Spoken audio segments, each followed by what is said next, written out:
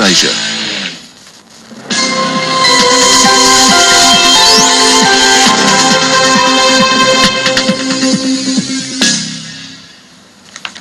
Welcome back. A week after the Thai military staged a coup, some economists are raising their forecast for the Thai economy, believing a recession could now be averted. Now, KGI Securities in Bangkok is penciling in a 3 to 5% growth for the second half of the year. This after the economy shrank more than 2% in the first quarter. Some other economists say the economy will grow by more than 2% target this year if the military government speeds up disbursements and rice subsidy payments. Some $2.8 billion are expected to be handed out to farmers under the state buying program, and they are seen to spur spending. Still, Thailand's military government faces a tough test of turning the economy around as the political unrest takes its toll on consumption and investment.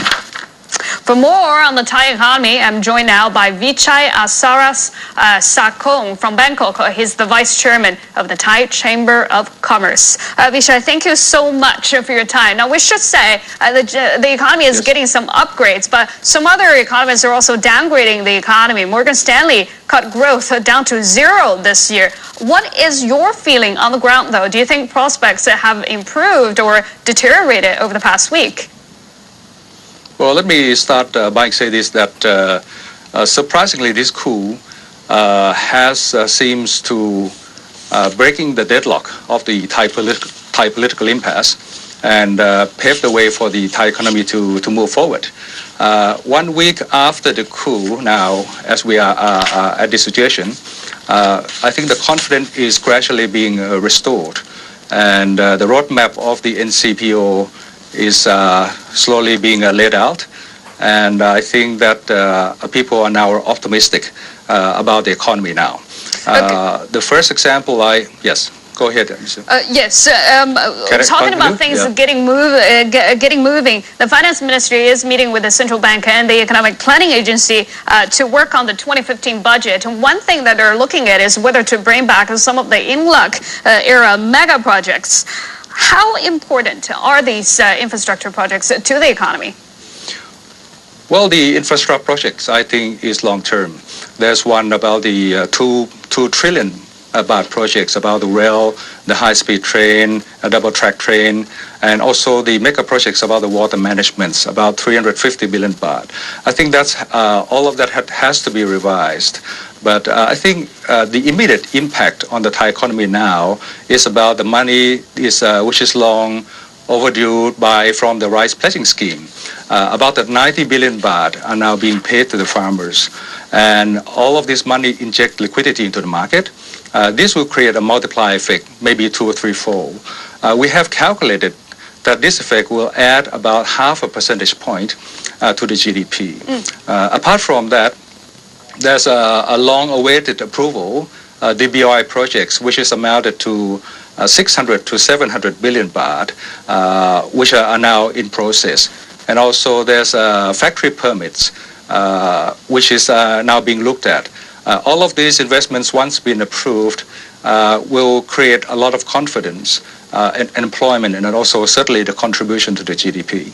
Okay, specifically about that rice pledging scheme, a lot of economists criticized that program from the get-go. Now that the military government takes over, that's the first thing they do. Do you think they're actually risking sacrificing the economy's potential in the long term in exchange for this short-term boost? No, they're not sacrificing anything. I think they are doing the right thing. From the business sector, both the Thai Chamber of Commerce, the Federation of Thai Industry, all the business sector has warned the previous government not to implement this rice pledging scheme because it will destroy the market mechanisms, as well as now we have a lot of debts. The previous government has spent about 980 billion of bahts for this project so far, and the loss is at least amounted to about 500 billion baht. Certainly we cannot withstand this kind of losses, and we cannot continue. This project has to be stopped, and we have to have some other scheme to help the farmers.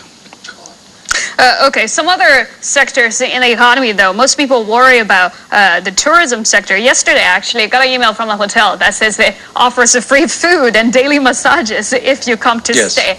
Yes. How bad can the impact be on the economy and employment? Yes.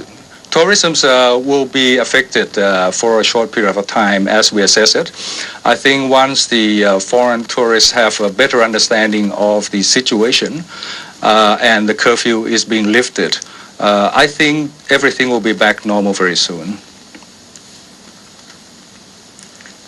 Okay, so politically, a lot of foreign investors are wary of the military government. What do you think they need to do at this point to give people a bit more assurance? Well, like I said, that surprisingly that this time the coup has sort of cracked open the deadlock of the Thai political impasse. We have a conflict before, and also a lot of corruptions and bribery allegations.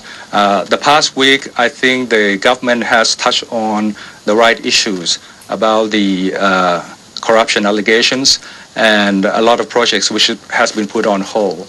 If they continue the good work of the past week, I think we will see a turnaround of the economy and the confidence, and also we will see more, a roadmap of the reconciliations and to the full-fledged democracy. Okay, I just want to make sure what you're saying is foreign investors should not be bothered by the fact that the government is military by nature. On the first start when we had the coup, of course people are worried, but the military has clearly stated out the reasons why they have to make a coup, and we support them because we see the same thing also. It is not just the people want to take control of the power and to run the country by themselves, but in the past there's no way out, and the politicians did not make sacrifice enough to provide a solution for the country. So this is the only way out at this moment. Right. And it seems to be we seems to be optimistic so far. Yeah. Okay, great. Thank you so much for your insights, Mr. Vichai. That was Vichai Asara Sakun of the Thai Chamber of Commerce.